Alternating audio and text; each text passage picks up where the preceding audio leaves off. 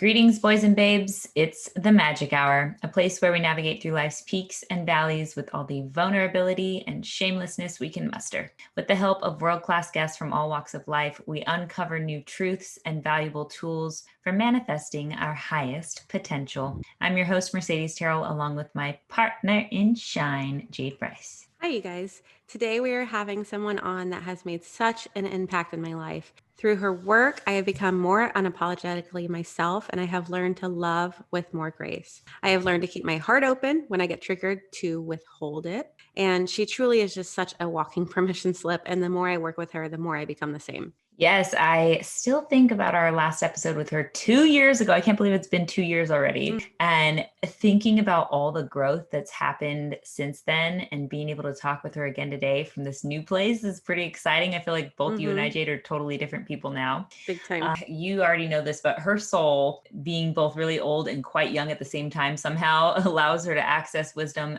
beyond the present society and catalyze it into digestible, earthy knowledge for modern women and men. This woman is a soul igniter and a devoted teacher. Her podcast, Mind Body Musings, is ranked in the top 50 of all self-help iTunes podcasts. Yup. Her mission is to help women and men unify all parts of themselves, including feminine and masculine, light and dark, introvert and extrovert, and finally, flow and go. Teaching us all to marry our innate feminine energies with our masculine guidance. Please help me welcome one of our favorite love queens to the Magic Hour, Mrs. Maddy Moon. Thank you so much for having me. Yeah, we're so excited. Yeah, we are stoked to see your face again. We are both, well, we're already big fans of you, of course, but we both are in your women's group, or I guess it's kind of ending now, the Sisu Society, but Transitioning. Yes, transitioning. That's the word I So was good looking to see for. you both in there. Yeah.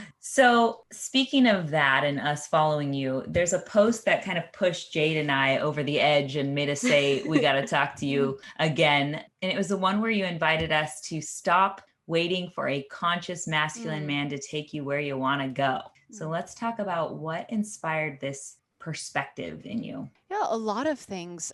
It's specifically that post was inspired from hearing my girlfriends wanting a conscious man, because when they get a conscious man, then they will feel themselves be open to God, right? Meeting that space where sexuality meets spirituality.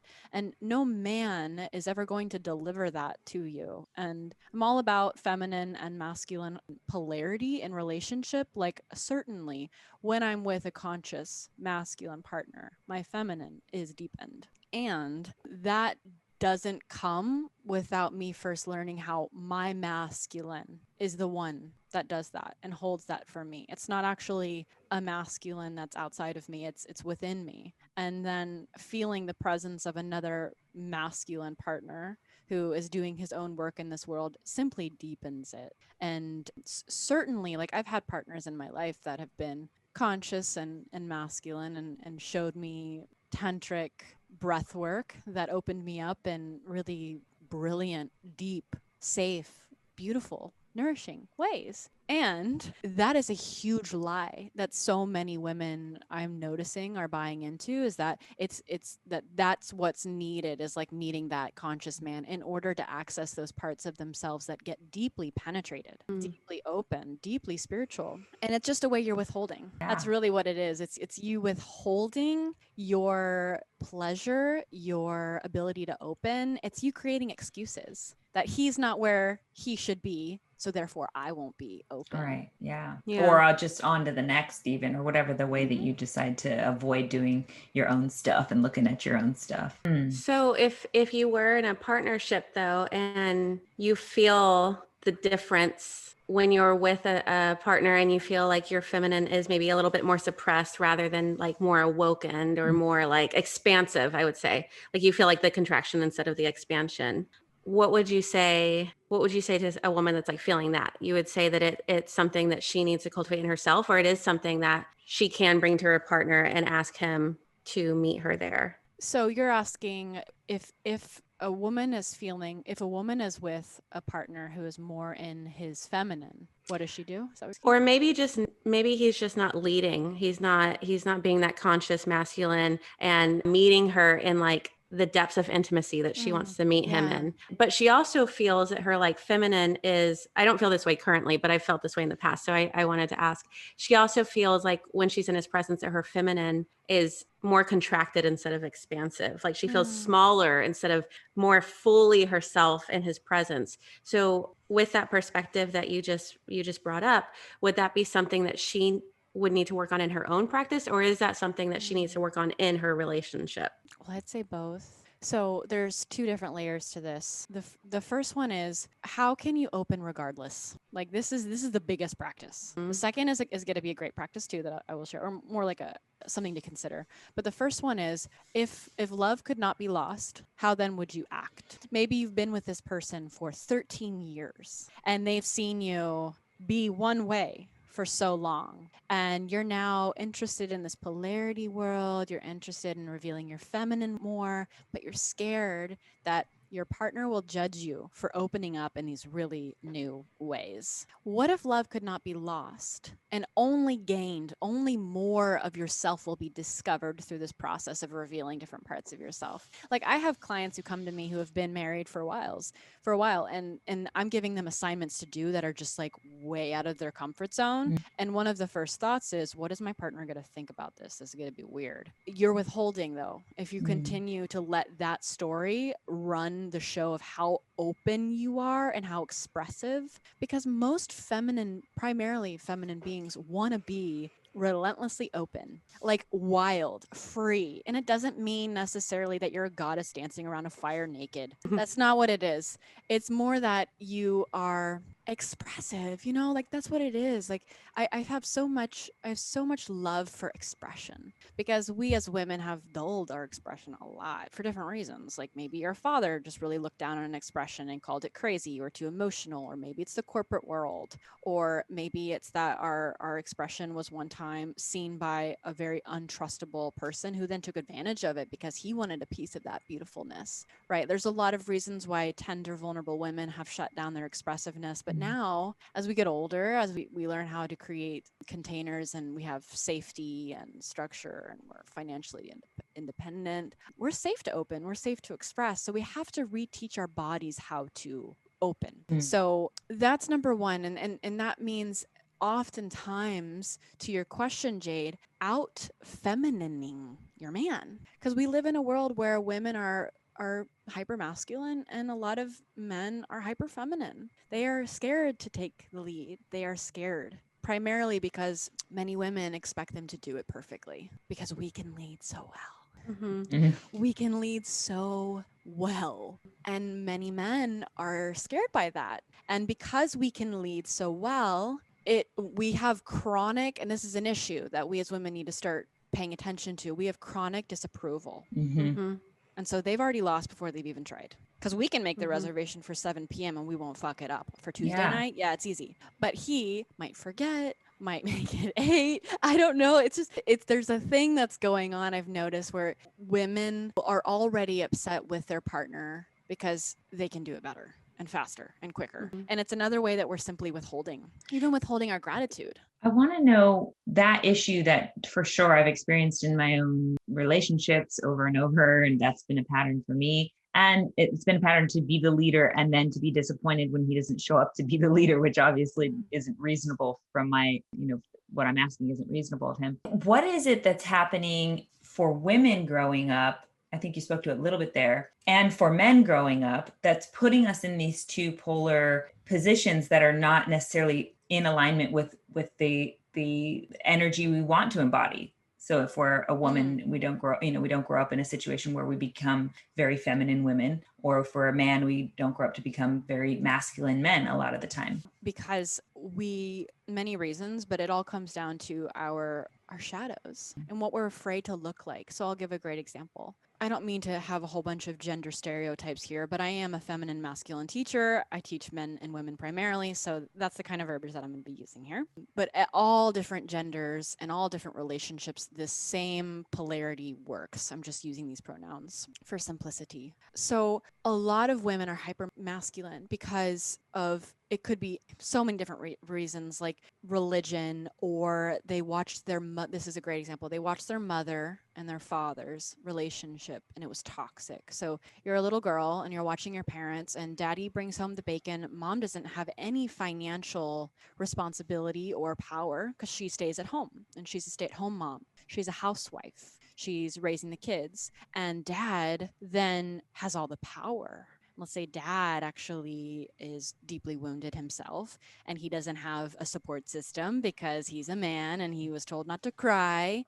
and not to feel his feelings, and he was raised in that toxic masculine environment. So he doesn't even know how to handle his own feelings. So he takes out his anger on mom and on the kids. And so you as a kid, you're growing up and you're watching, oh, men have power and money and they are not to be trusted. Women who don't have money or power will end up being beaten and hurt and abused. I'm going to grow up and I'm going to make a whole bunch of money and I'm never going to rely on a man ever. So this girl grows up, she gets a corporate job, she climbs the ladder, she becomes CEO. She's not very expressive because expressive is very vulnerable. Even if it's just like pleasure, like that's scary, don't show it. She ends up kind of repelling a lot of the good men because she's the masculine. So all the men all the men who really could take care of her aren't really attracted to her because they want to conquer something with love, like the good conscious men, and they want to protect their woman and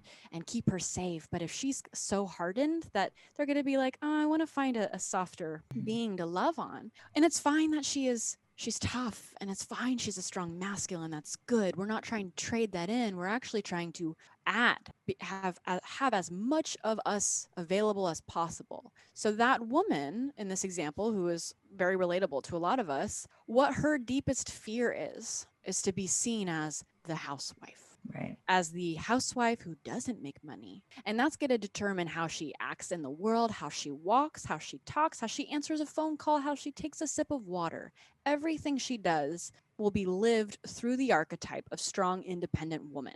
You'll feel it in her presence. So the deepest healing for her, if she wants to learn how to come back home to her feminine, it's for her to look at, how do I relentlessly adopt, welcome in the archetype of devotional housewife for fun. That's the beautiful thing. She's not submissive by force. She doesn't have to do that. No one's in charge of her. So she's actually empowered to make the choice to welcome in the part of her that could be barefoot and pregnant. The part of her that could stay at home and make pasta and food for her husband and greet him at the door. It's playing with the energy and bringing it in, because only once she starts to realize that, oh yeah, there's a part of me that can be devotional housewife through love and through empowerment, only then will she actually be empowered, because her life is being lived currently in reaction, not in response. In reaction to, I can't look like a housewife. I can't look like I'm repressed. I can't look like, so everything she does, all of her choices, the men she dates, is in reaction rather than in response. Yeah. So when we dig out these old narratives, doing our shadow work or whatever modality you want to use to get there, we can identify where we're afraid to identify. Like we're literally afraid to identify with the housewife, or for me it was like the nurturing mother, places where we saw vulnerableness and we didn't want to be seen as that way because of an old narrative. So what I'm hearing from you is, when we can finally delineate what those narratives are, we get to release them or choose if we're going to keep carrying them or release them. But when we finally become aware we get the choice to rewrite it. There's more of us available to love too. Yeah. To be loved and to love. Like my partner gets to love my fire breathing dragon, but also my cute little fawn, my powerful, empowered business owner, but then also like my submissive sacred slut.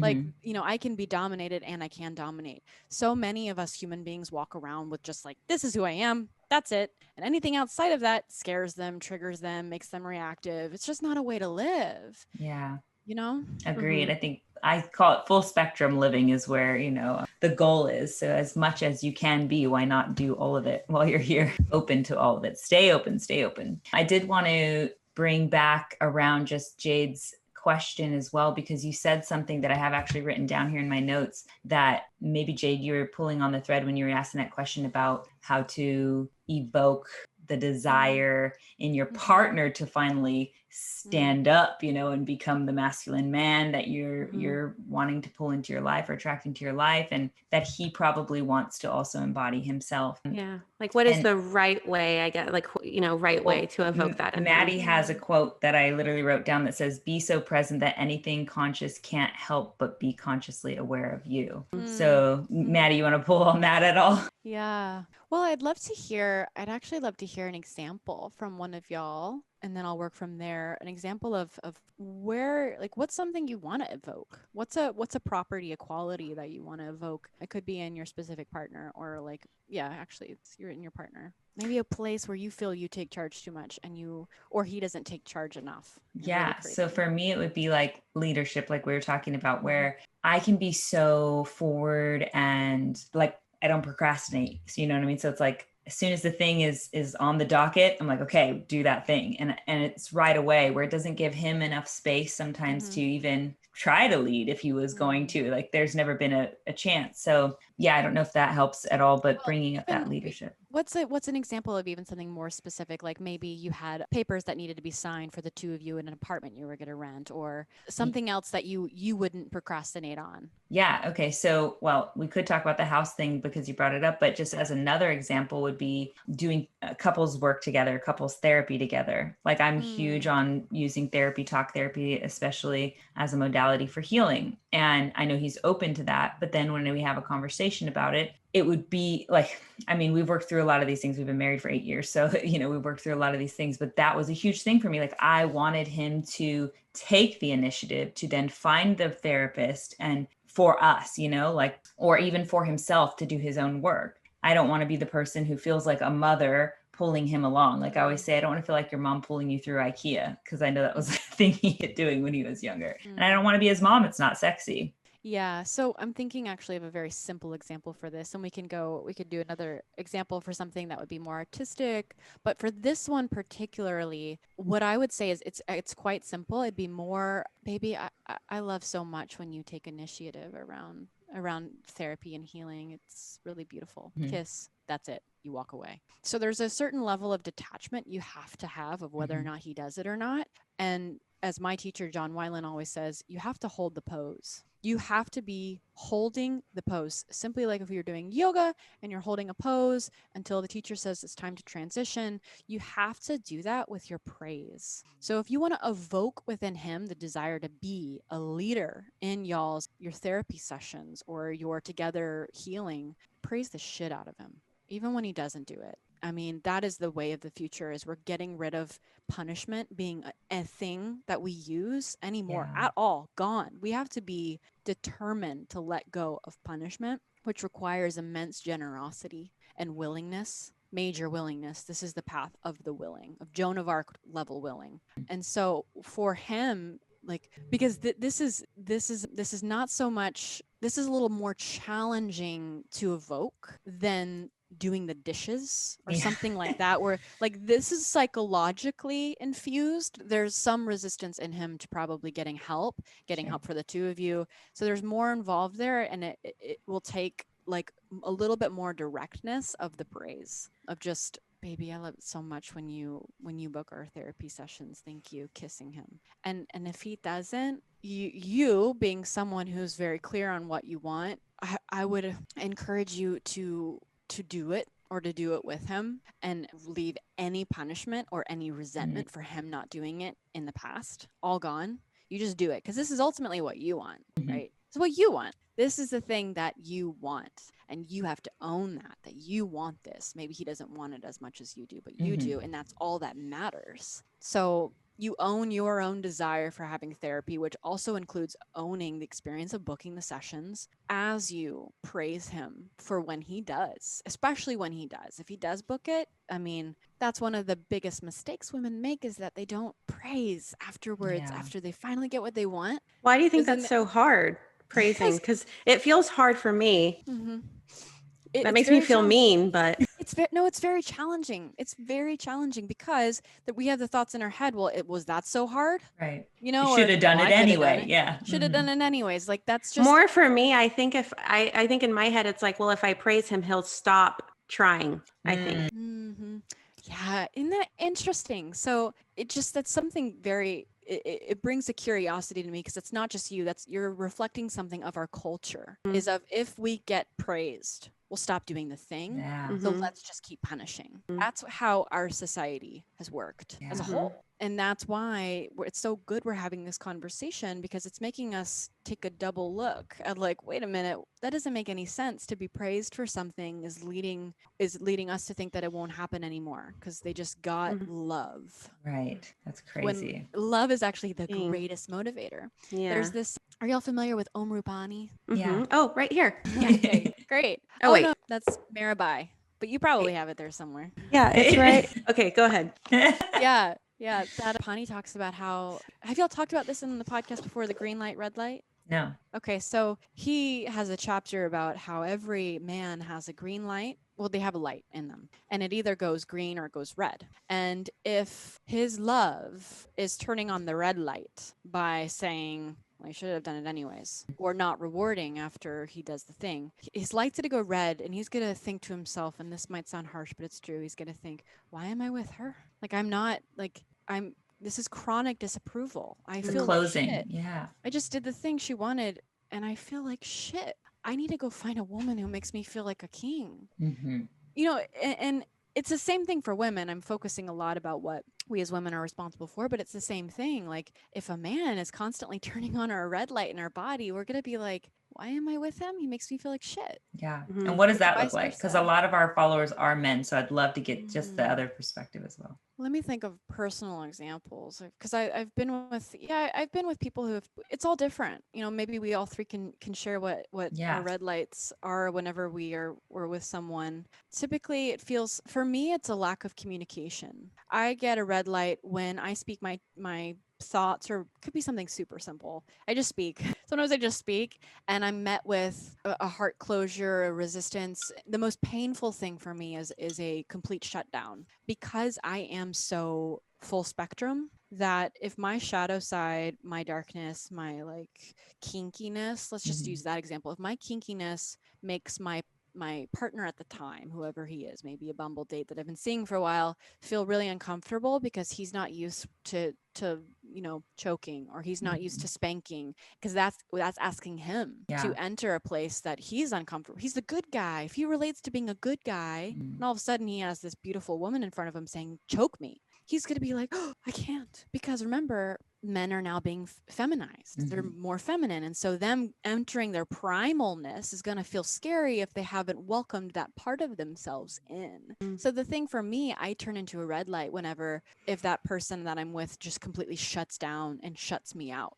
Then I'm a kind of, or shames me, even worse, shames me for my openness and my sexuality. You know, there's shame, or definitely gaslighting. Like, obviously that's a huge one of like turning it back around, calling like you're making up, or you're crazy, or you're hearing something that I never said. That's a major, major one. I'm never going to be with someone who turns on that red light in me, makes me feel like, oh, I'm the crazy one, because I'm not. Do y'all have ones? Yeah, the book I was reaching for was Prerequisites to Ecstasy, was the one that he wrote, Rupani, right? Yeah, that makes sense. Does that answer your question, Mercedes, about how the men do it? Well, Maddie's asking if we have examples in our lives. So I think mine would be something around, like, my husband is, I'd say he's fairly securely attached, but he has an avoidant tendency as well. And I have an anxious tendency, attachment style. And so whenever he does things to escape, essentially, which is what I call it, whatever that is, where he goes away, or he goes away mentally, or, he finds different ways to escape, whether physically or mentally, spiritually, all the things. I feel abandoned, and that's a closure for me. I mean, maybe that's too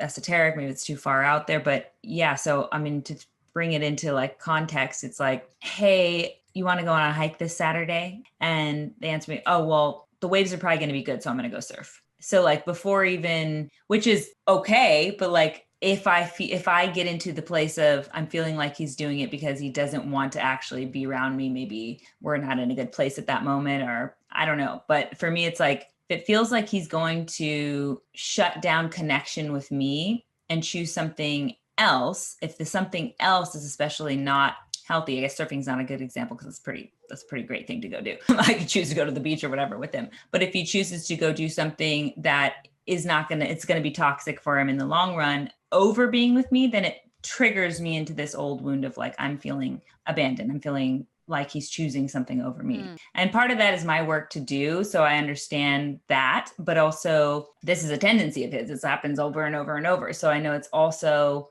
a thing where he wants to get away because he's feeling like it's going to be too intimate of a situation and he doesn't want to get into that zone. This is stuff we work on in therapy. So yeah, I don't know. Does that bring anything else? Yeah, I want to pause on that because this is really good and we can work with this to bring more texture to what we're talking about here with polarity. So I've been reading a lot recently. I'm very familiar with anxious attachment styles and avoidant. And I think if we reframed them, it's actually feminine and masculine. I had this huge aha moment, like realizing how similar they are. It's truly just feminine and masculine, because the feminine in all of us is a black hole for more and more closeness and love and intimacy. The feminine in all of us is like a glutton for love, and it's never fucking enough. The core of the feminine, she wants everything. In all of us, men or women. And then the masculine in all of us is it's consciousness, it's time, it's space. And what the masculine's biggest desire is in all of us is to be free of burden, gone, free of burden, avoidance, taking a break. That's all of us. So like, that's why so many of us connect deeply with meditation. We sit, we close our eyes, we leave for a bit, we're gone. We go into the part of us that's never changed. We go into nothingness. We drop our heads. We lose ourselves. It's so nice. It's bliss. It's death. The masculine's deepest desire basically is to die. Right. You ever just want to crawl into a hole and never come out? And just that'd be easier. That's the masculine on all of us. So whereas your feminine goes, I want closeness, come to me. Because you're primarily, even if you relate to being a go-getter, cross the T's, dot the I's, you're primarily feminine because you want more intimacy and love. You're an anxious attacher. And he sounds like he's primarily a masculine being. If he craves to go out and surf, just like my teacher, John Weiland, does, that's his main thing, is to go and surf. Just that he's in the feminine when he does that. Your partner's in the feminine in water when he does that. And it helps ground in his own masculine. So I just want to really pause there because that's really cool. Like anytime that we are in relationship with people and we're like, I'm anxious, he's avoidant. Actually, you're feminine, he's masculine. Great. That's exactly what we wanted. So it's good. And I love that reframe because it's kind of a nice twist on it to realize, oh, actually we have all the ingredients for polarity. So a typical response might be for you or for anybody else listening to this, shut down. If you are hurt that he chooses that over you, or if, how most women would react in the world today, they shut down. They don't say how it actually makes them feel. They repress it or they explode it. You always go surfing, or fine, whatever. It's one or the other for a lot of people. I'm not saying you, but for a lot of people, it's either repression or explosion. Very first stage, as David Data calls it. It's first stage. It's just like closed-hearted, and it's a disservice to your connection. Above all, it's not honorable to repress how you feel. It's actually terrible. it's really detrimental to the relationship. And so many women think I'll just hold back that hurts my feelings because that's the best thing to do for the relationship. It's not. It's fucking killing your relationship because you're creating resentment and he doesn't have a chance to help it. So the second option would be, the second stage of communication around this would be for you to say, but I really wanted to hang out with you. I really want to hang out with you. It's tender, it's truthful, it's soft. I really wanted to see you. And it's also quite simple. I really wanted to spend time together. Kiss. That's it. And it's truthful and it's sovereign and it's like it's talking. So while it's lovely and it's where a lot of people should try to be at, it's not hot. So what if we could find a way to reveal our truth? Your truth in this instance is I want time with you. I don't want you to go out surf. Like that's the heart of your truth. What if you could reveal that while also creating sexual attraction? That's polarity. So you can artfully begin to discover ways to reveal your truth to him that you want him to stay by embracing some of these shadow sides. So for example, 5-stage clinger archetype. You could play with that. He says, I'm going to go surfing.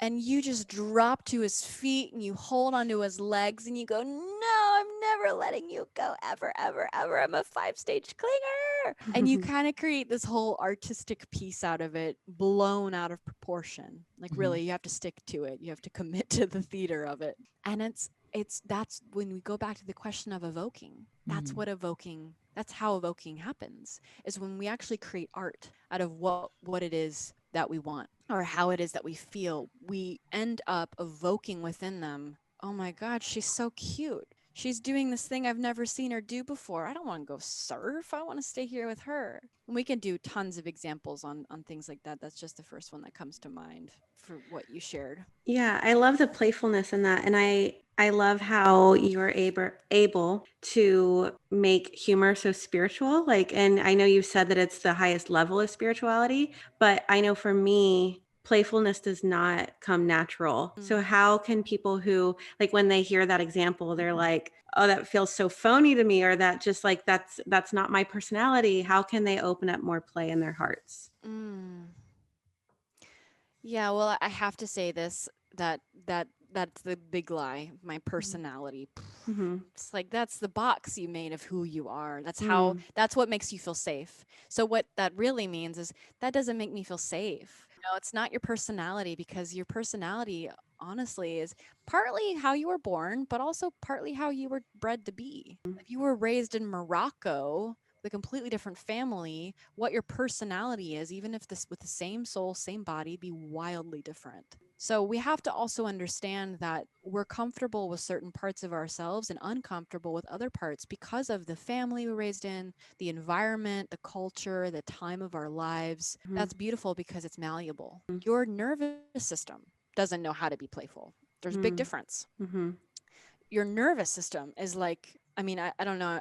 Was it, Jade, in your upbringing, was humor either all over the place everywhere, and so everything was funny, or was it not really present at all? Was there one or the other extreme in your life growing up?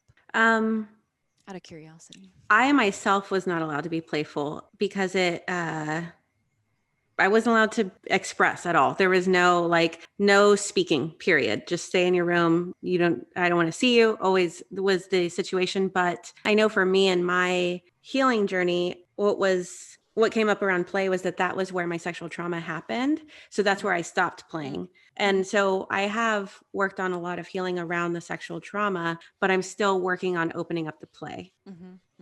Yeah. So great example. And it makes total sense. So one thing I would love for you to invite into your life is the idea that you're so playful. You're so funny. You're so playful. You're so funny because you are. It's your nervous system has an association right now with play, unsafe, play, death. It's very closely related in your body. The body keeps the score. So your body is keeping tabs on how expressive you are, because how expressive you are might be associated with how close to danger and death you are without being able to breathe, right? Suffocation, whatever your body is storing right now. So my first, besides just like the talking to of like, it's in you, I promise, there's also major compassion we send to our bodies, and love and understanding. And there's no need for you to be any kind of way, playfully or humorously. There's no comparison that we need to do if we've made it there to being funny. There's little tiny things we can do to begin to bring just a little bit more playfulness into our lives. And I'm trying to think of an example right now that it can honestly be like sounds, something as simple as sounds, or like if you feel a little bit needy and you want your partner's affection, or you're not even needy, you just want to try making a sound and see how your body feels, you can go up to him and go "Prow," and just like scratch at him, and that's it. Like literally that's it, and just go walk away. It's awkward and it's funny and it's cute. So there's just these little tiny things like, I want to be a little bit of an animal today. You just walk over and you like rub your face against your partner, and then you go on your way. Or you wear, I know y'all like to wear ridiculously cute outfits all the time, but like you can like order yourself and your partner like a onesie, like something that you would never expect, and then you could just be wearing it at home and then have it for him, and it might have something to do with like your relationship dynamic or an inside joke that you have. I don't know. And then continue to watch other humorous skits. Like I am obsessed with skits. So add more humor into your life, more spiritually and humorous people and SNL skits, and just start watching how other people do humor and create awkward tension and play with things. I don't know. That's the best thing I've got right now on the top of my head, because it really is something that just comes with time and love and compassion with yourself, and the ability to know that if you don't take something so seriously, you're okay. You're actually doing God's work. I mean, God is the major comedian. It's like she is the best comedian in the entire world. And the way that our world works, like men having nipples and just like things that weird. I don't know. There's lots of cosmic jokes that are entwined into our universe. Yeah. I don't know if it's helpful either or harmful, but a lot of it, when I see myself getting taking things too seriously, not being playful enough, not taking a break, not relaxing into my feminine, I ask, literally, what is this all for? Because the answer is always nothing. There's like no real answer to that at the end of the day. So if I should spend all my time here being really serious and having no playtime, like, no, I that is not the option I choose. So it's like getting back to the present moment where I actually get to choose what happens from here and what happens right now, instead of when I'm projecting into the future constantly. A lot of that comes with so much suffering, because I'm like just trying to want things out there and want things. And like you're saying, that yearning for that feminine yearning that never ends, that feminine longing that never ends, and is just this void that sucks in anything she can get, and she'll just continue taking. And when you can remember that like life has a time limit on it, and you don't get it forever, and you don't know when it's gonna end, then playtime becomes the only option almost, reminding myself of that. Yeah. One more thought that I have for playfulness. I don't know if you two already do something like this, but for everyone else listening, if you're quick to go into your masculine, or you're quick to get anxious about getting things done, you go into that kind of state, give your partner permission to call you out on it and to say, hey, put your hands on the table, and give you a spanking. I love it when men do that, and they're just like, stop that. Put your hands on the table. I'm giving you 3 spankings. It's my favorite thing, because instantly it puts me in the feminine. Yeah. If I'm getting anxious about things or sporadic, and then my response is always, oh, okay. Yeah. and then I just allow myself to stay in that new state. I don't snap back into I'm like, oh, that served a purpose now. Let's like stay open to this energy of just got spanked, I'm a bad girl. Like, try that. It's so cool. Yeah. I've been lately noticing whenever I am in a suffering, to see like if I'm nervous or anxious, to like be with that feeling and actually stay open to the fact that instead of trying to get out of it and escape it all the time, like what I worry about my husband doing, try to stay in it and see how it feels to hold it, and then what I can transmute it into. And it's been pretty cool to watch what happens. Yeah. I want to move us on to another topic, because I know we don't have much more time with you. I want to discuss conscious money with you and maybe some of your rituals around finance. I know Jade and I both sat through one of your talks about it. So I know you have so much to offer there. Wherever you want to dive in on conscious money. Can you give me like a little bit more? Yeah, conscious money. So just generally, maybe you can describe for our listeners what conscious money is. Like, how can we see our money through conscious, or maybe just your perspective on money. I know you do a lot of like thank yous to your money, and you're like flirty with your money. So things like that. Yeah, my journey with money has come a long way. I was set up very well, but my family wasn't rich by any means, but he did pay for, or he made sure my college was paid for. And I have so much gratitude for being able to be given that kind of foundation. So I always want to acknowledge that, because everyone's in their own space and state with healing their money wounds. And I grew up in that regard taken care of, but also at the same time, there were so many beliefs around money not coming easily, not coming through things that you love. Like, work can't be fun. That was a huge belief in my household. Is like, I remember when I'd be like, I want to be a coach. My dad would basically be like, la dee da, and he had a lot of fear around me being financially capable of creating my own money. And I wasn't raised with like belief in me being a strong, independent woman. There's a lot of language about, please go get married, Madeline, and go get a corporate job. And like, just, you can't understand these things on your own. So there was a lot of work I had to put into believing that money absolutely wants to come to you, wants to find you, wants to love you, wants to be your lover, but it also wants to come to you through ways that bring you joy. Like, that's a huge one for me, is that money is truly trying to find me and find you through the things that you love to do. Like, that's the chemistry, that's the polarity. And more recently, like where I'm at now, right now, is seeing money as a spirit. I know both of y'all were in the call that I did with my friend Rana. She does spirit of money meditations. And I've cultivated over the past year this idea that money really is like an entity. It's its own spiritual entity. It's like it's very feminine, and she's very motherly, actually. And so I see money as this motherly energy that comes into my life, and I then tenderly hold. So all the money in my bank account, I'm like a lighthouse for it. I actually see myself as the protector and the guardian of money. Like, when I get it, even if it's going, like, I have a separate bank account for my taxes, and I don't really touch that. It's just 25%, 30%, whatever, of everything I make, I put it into there. And I just look at it, and I kind of just think, like, I've got like this mama in this account, and I want to take care of her, and I want to love her. And when it's time to send her to the government, when it's quarterly tax time, that's a very important time for me, because I watch all this money I made leave me and go off to the government. And so it's very important for me to have rituals around sending that off, going like, I'm so grateful that I got to hold on to you.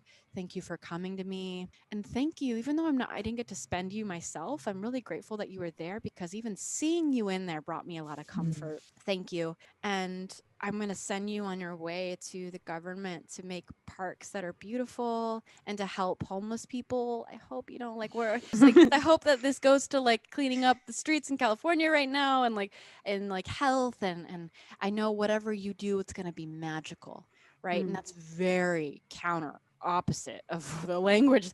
I grew up very right wing, very conservative. Like, the government was the worst thing ever for taking our money.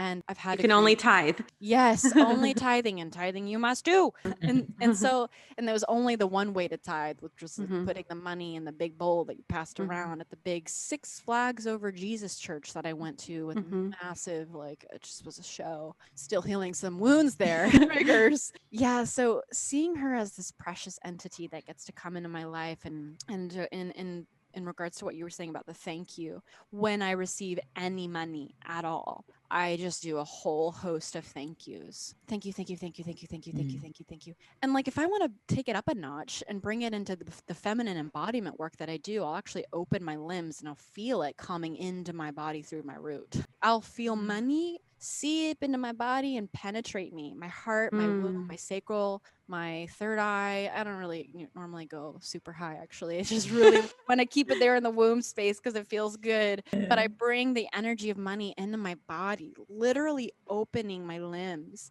And I do that with a lot. I do that with grief. I do that with, if I hear a poem I really love, I will open my entire body and feel it fill me. That's one of my favorite practices. It's just letting my body feel penetrated by XYZ, whatever it is, whatever. Yeah. Feeling it come in. That was beautiful that you walked us through a meditation like that, or I think it was Rana who walked us through the meditation on your workshop. And I saw some visions for sure of what money looks like to me and who's living in there, And gosh, you said, allowing something to fill you up, and it just made me think of this amazing holy love making meditation that you walked us through as well, which you talk about the 4-foot cock of consciousness. And I thought we're all turned on by the idea. And it goes back to, what we were speaking, of course, of this feminine allowing the divine to fill you up. Yeah. And that differentiating between what's reasonable to ask of your human partner and what is the work you need to do with the divine, communing with the divine and asking it to fill you to your brim, because your brim is always, overflowing if you're allowing the divine to fill you. Whereas with your partner, it's not so reasonable to ask them to fill that void. Can you give the listeners, though, maybe like a magic trick or an example of how to be filled up with the divine before we move on to our staple questions? Since they haven't taken the Sisu Society. Yeah. Gosh. Yeah. But I don't know if I mentioned this on the last podcast that we did, but like I was saying earlier, there's a bottomless black hole pit. So we all, if you're a primarily feminine being, which most women are, especially probably the women that listen to this podcast, even if you operate with to-do lists and you're logical and you take action, you're probably still a feminine being if you deeply crave love and intimacy. One thing to first acknowledge is that is a black hole. It is not going to be filled ever. Even if your partner, Mercedes, said yes to you every single Saturday, you would not feel filled. I would still find a way to be. You might even get annoyed. Yeah. You might even get annoyed when you get what it is that you want. And then you'll crave the opposite. You'll crave for him to start setting boundaries and saying no to you because you'll miss. Which I do sometimes also. Yeah. So I understand I'm a void that'll never be full. Yeah. So one is like, learn to love the no. Because every time your partner or a man says no to you, consciously, of course, with respect, you're actually getting the gift of feeling your own feminine. Actually, when you're with a feminine man who has no boundaries, and he's the one who craves more and more closeness, and he's an anxious attacher, that you stop feeling your own longing. So earthly men who are in the masculine are giving us the gift of feeling our feminine because we long for them. So learn to love the longing. When you get a no and he sets a boundary and you can't hang out with him on a Saturday and you want more, honor your own heart for wanting more. Thank him for giving you the opportunity to feel your feminine by him setting a boundary. And then move throughout the day, the week, the month, like move with the feeling of longing for God. It's like honor and acknowledge that your longing is actually a longing for so much more, no matter what. It always is. It's a longing to be united with the beloved. Is there a moment where I have that, I have this concept in my mind. I listen to you tell me it all the time.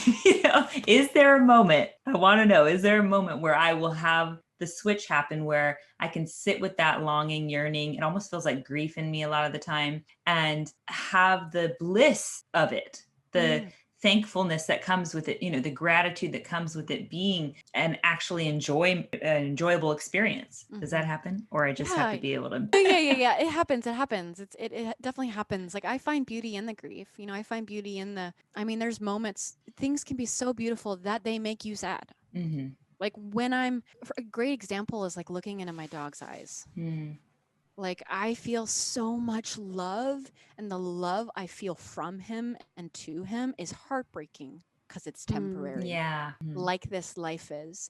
There's a thing that John always says at the end of workshops when you're staring into your lover's eyes and it's been an hour and a half of deep practice and where everyone's crying and open and like, oh, and he says this thing, he says, look into your partner's eyes without moving your lips, just say through your eyes, let's love each other because we don't have much longer. And it just like breaks me open when I hear him say that. It's just in my mind, this doesn't last forever, so let's love each other. This doesn't like that. To me, it fills me up. It's not just grief, it's like it's beauty. Yeah. I think all beauty has a tender, sweet sadness to it because it is temporary, and that's what makes it so magical. So we have to learn to love our own grief and not be afraid of it. Then that is we get to reach beautiful. That example of joy or beauty on the opposite of grief, but really they're just sitting so closely together. You can almost taste the other when you sit with it long enough, it kind of transmutes itself. Beautiful stuff, Maddy. I'm going to have to integrate more, sit with it more. So we want to wrap up the show here, and we like to ask a few short questions as we do that. So first off, if you could hug your younger self right now, what would you say? Oh, I would hug her and I would say, oh my God. So basic. I just say, I love you. That's really what I need. I love you. I had this I don't know if little younger me would get it, but I would say, I love you for free. Love you for free. I had a lover that would tell me that after I broke up with him, because I was so afraid that I would always lose love. Yeah. If I was a bad girl or I did something wrong or I broke up with you, like I would always lose it. And he just would tell me all the time, I love you for free. And that's like my favorite thing now is like, you don't have to do anything. It's free. I love you. I love that. If you could have the whole world read one book, which would it be? Man, what books do I got there? I would say I would say Gene Keys, the Gene Keys book. Oh, okay. Yeah, it's a massive book. It covers a lot. It's kind of cheating because it just. Do you favor everything. Gene Keys over Human Design? Do you feel? Really? Majorly, Okay. Majorly. Oh my God, yes, so much. Okay, I just signed up for you in your like file that you send everybody. You have a Gene Keys course, and I just signed up for that, so I'm super excited. Yeah. Awesome. The Golden Path. Yeah. Oh, yeah. It's just amazing. And for those of you who haven't, Maddy had Richard Rudd on her podcast, and it's amazing. Yeah. Oh, I didn't know twice. Okay. Yeah, I'll go listen. The author of the creator Gene of Keys. Gene Keys. He's like Jesus. He is. I'm ready to like. He's really channeling it. I'm gonna pack a rucksack bag and just like follow him. Like I've thought about like asking him, can I just come like live in England and like. That's how we feel about Eric Gotzi. Yeah. Oh, I don't know who that is. We'll have to introduce you. Yeah. I'm about halfway through Gene Keys, and I have to kind of just go back and sit with, one chapter at a time and just feel into it. I mean, there's so much in there. You can just live in one chapter your whole life. I feel like that's amazing. Intense. You're halfway through. I only read one at a time, like slowly. Yeah. Probably read 5 keys total because I go. Yeah. I mean, that's probably how it should be done. But I just keep going while I'm jogging every day. I like that approach. I figure it integrates in there at some point. It's all getting in there. Okay. If you could whisper one phrase to everyone on the planet, or at least everyone who's listening now, what would you say? One phrase. I don't know why this doesn't make any sense probably to people listening, but I would just say I'm really obsessed with, again, Richard Rudd said this, divine drunk on the divine. Oh. I would just say, get drunk on the divine. Don't know why. I love that. Came to me. Get drunk on the divine. Shoot it into your. I love that. Before we let you go, where can people find you online? You can find me at maddymoon.com. That's MADDY, moon.com. I've got a free feminine embodiment practice on there at maddymoon.com/feminine. And you can find me on Instagram, Madeline Moon. That's MADELYN Moon. And my podcast, Mind Body Musings, has been around for 7 years. There's 330 episodes now. Dang. Amazing. Lots of stuff. Yeah. So those are the main spots. Awesome.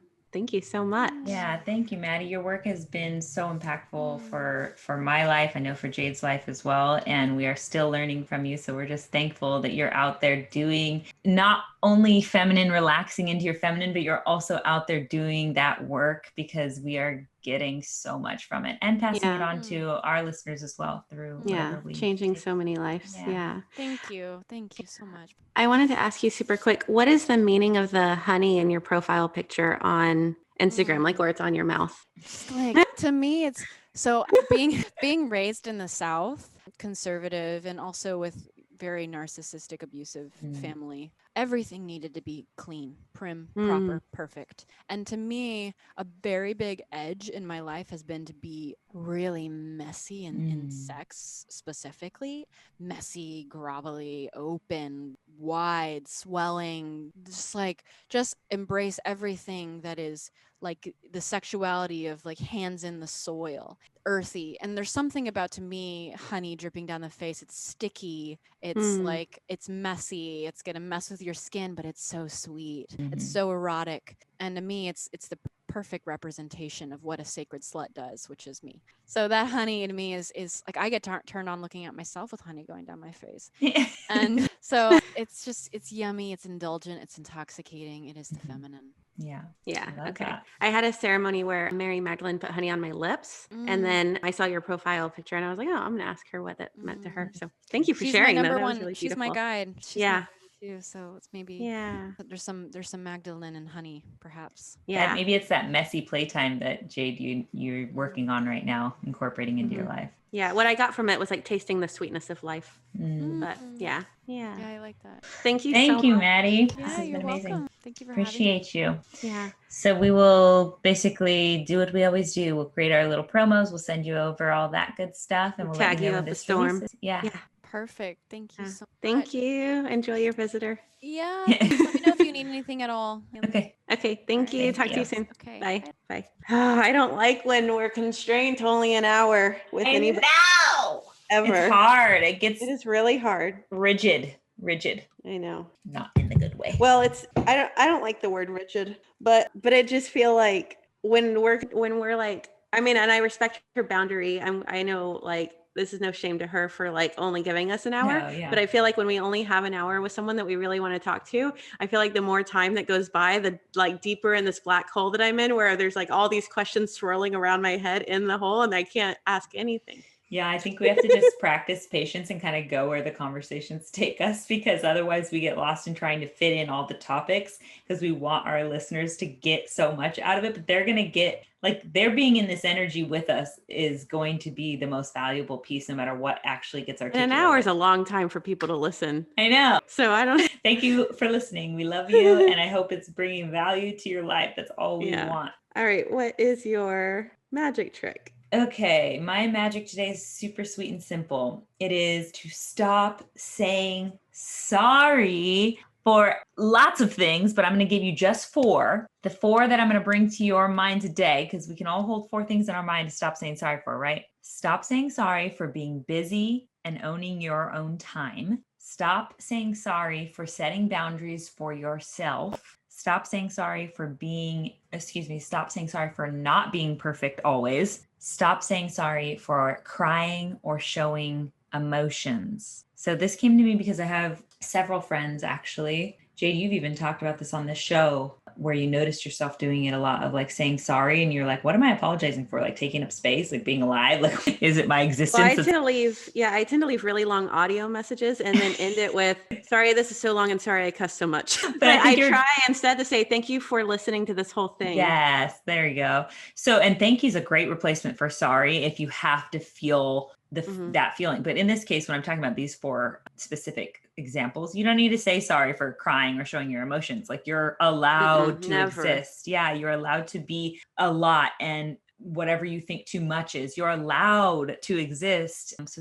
please, especially women, but also men who might have this tendency too, but stop saying sorry for your existence. That's really what, at the end of the day, like, if you sit with it, you might be apologizing for taking up too much space, essentially. And it's amazing that you take up space. You are worthy to take up space. So I just want this to be a reminder. I hope it doesn't come off as like annoying, but I know that if something you expressed, it happened for you before. I know I've heard it a million times. I've probably done it a million times myself. So hopefully it's valuable. What's your magic today? So mine, this can be mixed into any meditation that you do. This isn't like a meditation in itself. It's just something to involve in your meditation. So, and whatever, that you're sitting with, to, as you're taking your big belly breaths, to feel, this is what I like to do. And So for me, every day I do a different meditation. I don't have this one regular thing that I do every single day. I have notes in my phone with different links to meditations, and I just go down the list. And when I end it, I start all the way over. But in all of those, what I've been doing, and I got this from Maddy Moon, is in the middle of that meditation or whenever feels right, as I'm taking big belly breaths, I imagine that like I'm leaning back into the divine masculine, and that can be whatever the divine masculine is for you. It could be, for some people, I'm always surprised, but for some people, they say it's their partners. For some people, they say Christ. I'm always surprised for some reason. I'm always like, oh, I don't know. They ain't enough. I know it sounds so rude, but I like to picture, like, honestly, I like to picture Christ. Some people like to picture like Saint to David. Maddy's point earlier, we long for more than a human can offer. Yeah. So it is kind of interesting that they think of the divine as human. When they say their partner, I'm always like, wow. Like for some reason, I don't know. Although Christ was human. I'm just going to put that out there. Yeah, I know. So, I mean, I don't know. He wasn't, I didn't know him. And we're all divine as well. Yeah. Yeah. But that's who I picture is Christ. I lean back. So in this meditation, you're going to during your big belly breaths, you're going to imagine that you're leaning back into whatever the divine masculine is for you. Okay. And then you're staring in front of you into the eyes of whoever the divine feminine is for you. Okay. So for me, that's Mary Magdalene. For some people, that's Kali. For some people, that's, Durga, whoever.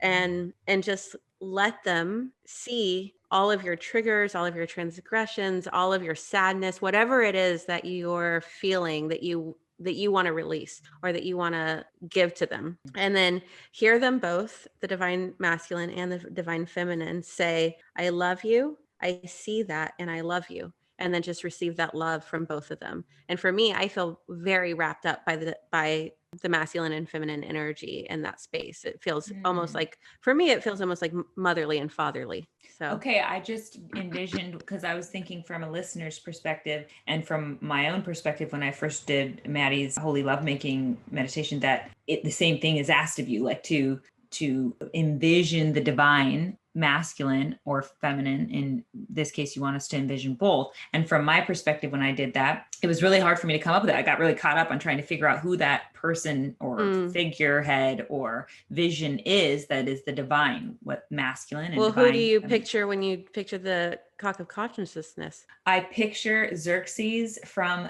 300. Oh, that's right. Yeah. Who is also like the bad god in that, but whatever. That's who I picture. Kind of also mixed with Leonidas though. So it's kind of human. But what I was going to say is right now, when I was listening to you, I envisioned the masculine and feminine divine as a whole like tribe of super strong females standing in front of me as the feminine. And you can do that. As men standing behind me, like kind of holding me and, like holding me or receiving what I need to give or whatever it is. So I kind of like that where it's a collective. You don't have to like even pin it on one. That's fine. Yeah. I love it. Okay. But good. I like your magic. Anyway, I just wanted to add that tidbit because sometimes I know I got lost in like trying to figure that out and was like losing track of I can the see actual that. practice. Mm-hmm. Yeah. All right. Magic Mobbers, thank you so much for tuning in and taking this journey with us. If this episode held some magic for you, please share it with your friends and family. This would mean so much to us. And don't forget to join us on our Instagram page at The Magic Hour and let us know what your favorite episodes have been so far. We appreciate all of your feedback and want to know what's lighting you up. Yes, guys. And as Jade mentioned there, we absolutely adore you for sending us reviews on the podcast app and leaving us ratings and reviews. So 5 stars, of course, and leaving us a review if you liked the show with just a quick little something about it. Just say, love ya, fam. And we will be so appreciative. That's the only way that this podcast gets to all the ears out there. And it's also what helps us get guests on the show who we want to talk to so we can hopefully bring their expertise and value to your life. So love you for doing it. Thank you in advance. And I want to also invite you to, of course, listen every Monday because we release a new episode. And if you'd like, you can go find another one of our episodes in our podcast library now. Until then, be light.